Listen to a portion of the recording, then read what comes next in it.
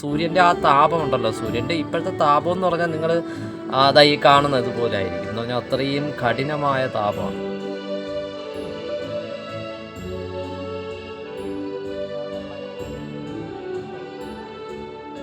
Hi കൂട്ടുകാരെ, എല്ലാ കൂട്ടുകാർക്കും സൈക്കോസിഷന്റെ പുതിയൊരു വീഡിയോയിലേക്ക് സ്വാഗതം. അപ്പോൾ വേനൽക്കാലമാണ്. അപ്പോൾ നമ്മുടെ ചെടികളെല്ലാം ഏകദേശം അല്ലെങ്കിൽ നശിച്ചു പോകുന്ന ഒരു സമയമാണ് വേനൽക്കാലം എന്ന് പറയുന്നത്. ചൂട് മനുഷ്യരായ നമുക്കേ സഹിക്കാൻ പറ്റുന്നില്ല. നമുക്കാണെങ്കിൽ ധാരാളം വെള്ളം കുടിക്കണം, ജ്യൂസ് കുടിക്കാം, ഒക്കെ ചെയ്യാം നമുക്ക് ചൂടിനെ പ്രതിരോധിക്കാനായിട്ട്. അതുപോലെ തന്നെ നമ്മുടെ ചെടിക്കും നമ്മുടെ ഈ സമയത്ത് വേനൽക്കാലത്തിന് കുറച്ച് കെയർ കൊടുത്തെങ്കിൽ മാത്രമേ നന്നായിട്ട് നമ്മുടെ ചെടിയെ നമുക്ക് സംരക്ഷിക്കാനായിട്ട് കഴിയത്തുള്ളൂ. അപ്പം ഞങ്ങളുടെ വീട്ടിൽ കുറേ ചെടികൾ പോയി. ഞങ്ങൾക്ക് ഇവിടെ നല്ല ജലക്ഷാമമുണ്ട്. ഞങ്ങളുടെ കിണറൊക്കെ വെറ്റി വരുന്നുണ്ട്, തറ പോലെ കിടക്കുകയാണ്. അപ്പം ഞങ്ങൾക്ക് വന്ന അവസ്ഥ നിങ്ങൾക്ക് വരാതിരിക്കാൻ വേണ്ടിയിട്ടാണ് ഇവിടെ വീഡിയോ ഇടുന്നത്. കുറേ വൈകി പോയി. അതെ, ഈ ചൂടിൽ നിന്നും നമ്മുടെ ചെടിയെ സംരക്ഷിക്കാൻ നമുക്ക് എന്തൊക്കെ ചെയ്യാൻ കഴിയും എന്നതാണ് ഇന്നത്തെ വീഡിയോയിലൂടെ ഞങ്ങൾ പറയുന്നത്. പോകാം നമ്മുടെ വീഡിയോയിലേക്ക്.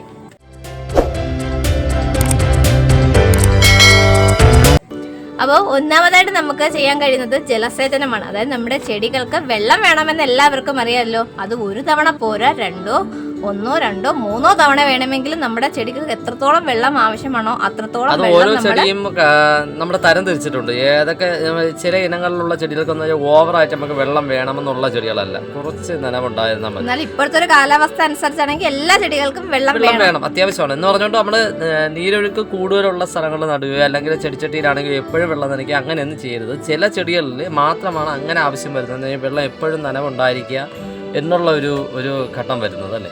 അതായത് 2 തവണ ഉറപ്പായിട്ട് നമ്മുടെ ചെടികൾക്ക് വെള്ളം വീതണം. അതായത് രാവിലെയും വൈകുന്നേരം നമ്മൾ മസ്റ്റായിട്ട് നമ്മുടെ ചെടിക്ക് നനച്ചിരിക്കണം കേട്ടോ.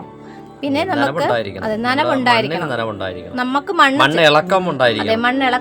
മണ്ണ് നമുക്ക് നോക്കുമ്പോൾ അറിയാലോ, നമ്മൾ ചെടിയുടെ മേളിൽ മാത്രം വെള്ളം തളിക്കാതെ അതിന്റെ ചുവട്ടിൽ നമ്മൾ വെള്ളം വീത്തി കൊടുക്കാനായിട്ട് പ്രത്യേകം ശ്രദ്ധിക്കണം. സൂര്യന്റെ താപം എന്ന് പറയുമ്പോഴത്തേക്കും നമുക്ക് ഇങ്ങനെയാണോ അതിനെക്കാളും വളരെ കഷ്ടമാണ് നമ്മുടെ ചെടികൾ. അത് മണ്ണിൽ നിൽക്കുമ്പം അതെ അവർക്ക് ചെടികളെന്ന് നമ്മളിപ്പോ ഈ കാണുന്ന മഞ്ഞിച്ച് പോകാറുണ്ടല്ലേ. എന്ന് പറഞ്ഞാൽ അതിന് ഓവറായിട്ട് ചൂടടിക്കുകയാണെങ്കിൽ മഞ്ഞിച്ച് പോവുക അല്ലെങ്കിൽ കരിഞ്ഞു പോവുക, ചെടികൾ പൂർണ്ണമായിട്ട് നശിച്ച് പോവുക, അങ്ങനെയുള്ള. അത് സൂര്യൻ്റെ ആ താപമുണ്ടല്ലോ, സൂര്യൻ്റെ ഇപ്പോഴത്തെ താപം എന്ന് പറഞ്ഞാൽ നിങ്ങൾ അതായി കാണുന്നത് പോലെ ആയിരിക്കും എന്ന് പറഞ്ഞാൽ അത്രയും കഠിനമായ താപമാണ്. അപ്പോൾ ആ രീതിക്ക് ആ താപത്തിൽ നിന്നും എങ്ങനെ സംരക്ഷിക്കാം എന്നുള്ളതിനെ കുറിച്ചാണ് ഇനി നമ്മൾ സംസാരിക്കുന്നത്. നമ്മൾ ആദ്യം പറഞ്ഞ വെള്ളം വീത്തി കൊടുക്കുക എന്ന് നമ്മൾ പറഞ്ഞു കഴിഞ്ഞു. രണ്ടാമതായിട്ട് നമുക്ക് ചെയ്യാം പുതയിടൽ എന്ന് പറഞ്ഞൊരു കാര്യം. പുതയിടൽ എന്ന് പറഞ്ഞു കഴിഞ്ഞാൽ നമ്മുടെ പണ്ടത്തെ കർഷകർ നമ്മുടെ പച്ചക്കറിയൊക്കെ കൃഷി ചെയ്യുമ്പോൾ ചെയ്തു വന്നിരുന്ന ഒരു രീതിയാണ് ഈ പുതയിടൽ എന്ന് പറയുന്നത്. അതായത് നമ്മുടെ തറയിൽ നട്ടിരിക്കുന്ന ചെടികളോ അല്ലെങ്കിൽ ചെടിച്ചട്ടിയിലോ നട്ടതായ ചെടികളുടെ ചുവട്ടിലോട്ട് കരിയിലയോ വൈക്കോലോ അതുമല്ലെങ്കിൽ നമ്മുടെ ചകിരി ഉണ്ടല്ലോ, നമ്മുടെ തേങ്ങ തൊണ്ടിൽ നിന്ന് കിട്ടുന്ന ചകിരി, അതോ അതിൻ്റെ മുകളിൽ വച്ച് കൊടുത്തതിന് ശേഷം വെള്ളം നനച്ചു കൊടുക്കുക. അങ്ങനെയാണെങ്കിൽ ഈർപ്പം കുറച്ചു നേരം കൂടി തങ്ങി നിൽക്കും കേട്ടോ. അത് ചെയ്യുന്നത് കുറച്ച് ചെടികളിലൊക്കെ നമ്മുടെ കുറച്ച് ചെടികളിലൊക്കെ അങ്ങനെ ചെയ്തിട്ടുണ്ട്. എല്ലാ ചെടികളും നമുക്ക് ചെയ്യാൻ കഴിഞ്ഞിട്ടില്ല, എന്നാലും ചെറിയ ചെടികളിലൊക്കെ നമ്മൾ അങ്ങനെ ചെയ്തിട്ടുണ്ട്. നമ്മൾ വെള്ളം ഒഴിക്കും ചെറിയ രീതി. നമുക്ക് ഇവിടെ ജലക്ഷാമമാണ്, രൂക്ഷമായ ജലക്ഷാമമാണ്. അപ്പോൾ എന്നാലും നമ്മൾ ചുമട്ട് വെള്ളം കൊണ്ടുവച്ചിട്ട് നമ്മൾ അതിൽ നിന്നുള്ള കിട്ടുന്ന മലക്കറി വേസ്റ്റ് വെള്ളം അങ്ങനെ ഉള്ളതാണ് നമ്മൾ ഇതിന്റെ മൂട്ടിൽ ഒഴിച്ചത്. അതുകൊണ്ടാണ് നമുക്ക് കുറച്ച് ചെടിയെങ്കിലും നമുക്ക് ഒരു സംരക്ഷിച്ച് നിർത്താൻ കഴിയുന്നല്ലേ. അതല്ലാതെ നമുക്ക് ഈ 1 ലിറ്റർ കുപ്പിയൊക്കെ എടുത്തിട്ട് അതിൽ വെള്ളം നിറച്ചിട്ട് ഒരു ചെറിയൊരു ദൂരം ഇട്ട് കൊടുത്ത് ചെടിയുടെ മൂട്ടിൽ വെച്ച് കൊടുക്കുന്നത് നല്ലതാണ് കേട്ടോ. അങ്ങനെയും നമുക്ക് ചെയ്യാവുന്നതാണ്. ചെറിയൊരു ഹോൾ ഇടുക, അതിനെ തിരിച്ചു വയ്ക്കുക, അത് തുള്ളിയായിട്ട് മാത്രമേ അതൊരു വെള്ളം പോകത്തുള്ളൂ. അങ്ങനെയാണെങ്കിൽ അത് വളരെ നല്ലൊരു രീതിയാണ്.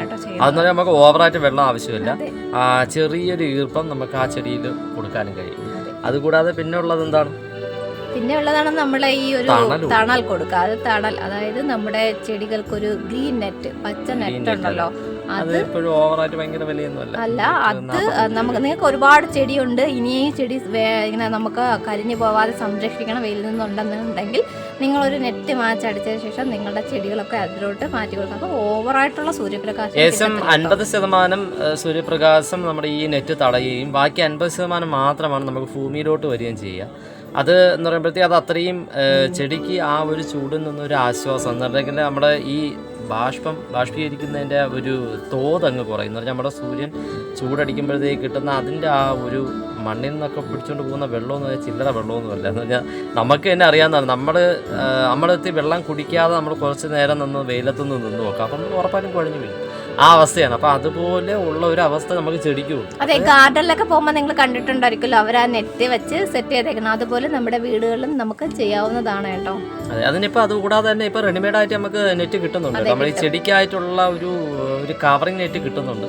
അതും നമുക്ക് അതൊക്കെ പൈസ ഉള്ള ആൾക്കാർക്ക് വേണമെങ്കിൽ ഉപയോഗിക്കാം. നമ്മൾ പാവപ്പെട്ട ആൾക്കാർക്കാണെങ്കിൽ ഞാൻ പറയുന്നതാണ് ഈ പച്ച നെറ്റ് എന്ന് പറയുമ്പോഴത്തേക്ക് അതും നമുക്ക് ചെയ്യാവുന്നതാണ്.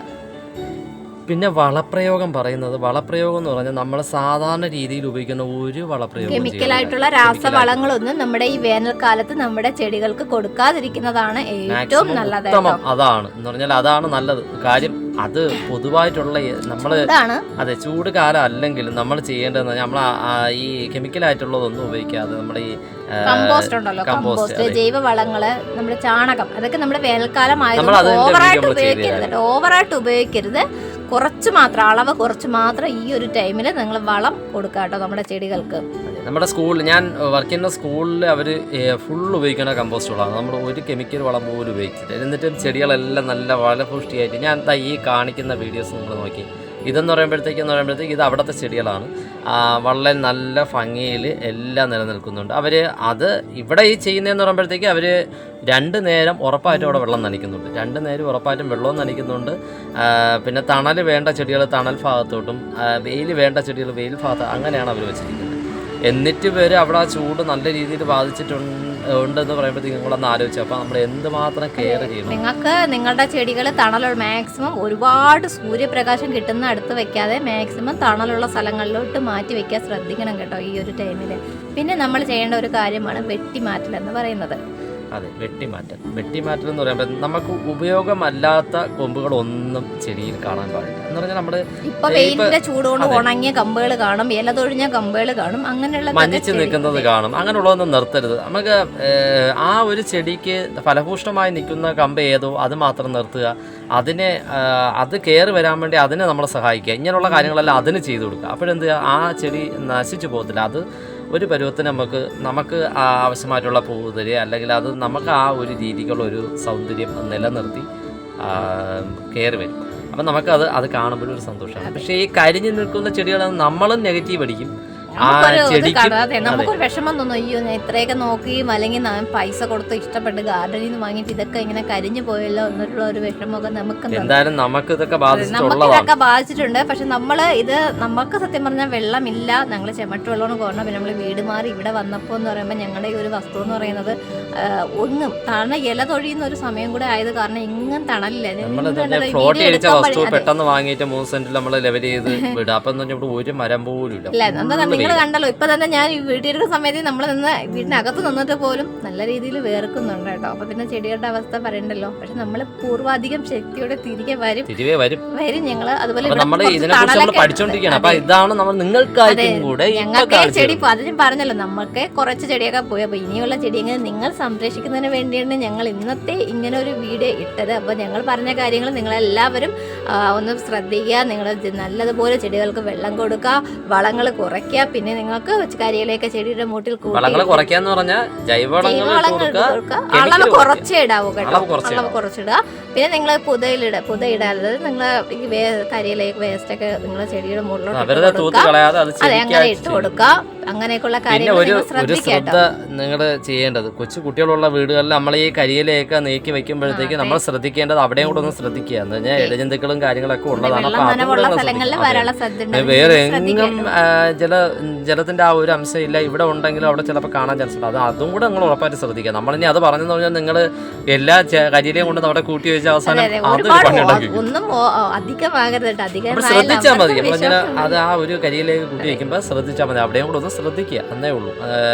ചെടികളെ നമ്മൾ സംരക്ഷിക്കുന്നതിന്റെ കൂട്ടത്തിൽ നമ്മളെയും കൂടെ നമ്മൾ സേഫ് നോക്കുക. ഞാൻ ഈർപ്പമുള്ള സ്ഥലങ്ങളിൽ മറ്റ് ചെറിയ ഇഴജന്തുക്കളും കാര്യങ്ങളൊക്കെ കാണും. അപ്പൊ അതും സൂക്ഷിക്കുക. അപ്പൊ എന്തായാലും ഞങ്ങൾക്ക് ഈ വേനൽക്കാലത്ത് ചെടികളുടെ പരിചരണത്തെ കുറിച്ച് പറയാനുണ്ടായിരുന്ന കാര്യങ്ങൾ ഇതൊക്കെയായിരുന്നു. അപ്പോൾ കൂട്ടുകാരെ, ഇന്നത്തെ വീഡിയോ നിങ്ങൾക്ക് ഉപകാരപ്രദമായി എന്ന് ഞങ്ങൾ വിശ്വസിക്കുന്നു. ഞങ്ങളുടെ വീഡിയോ ഇഷ്ടമായ ലൈക്ക് ചെയ്യാനും കമന്റ് ചെയ്യാനും ഷെയർ ചെയ്യാനൊന്നും മറക്കരുതേ. അടുത്തൊരു വീഡിയോയിൽ നമുക്ക് വീണ്ടും കാണാം. Thank you. ടാറ്റാ.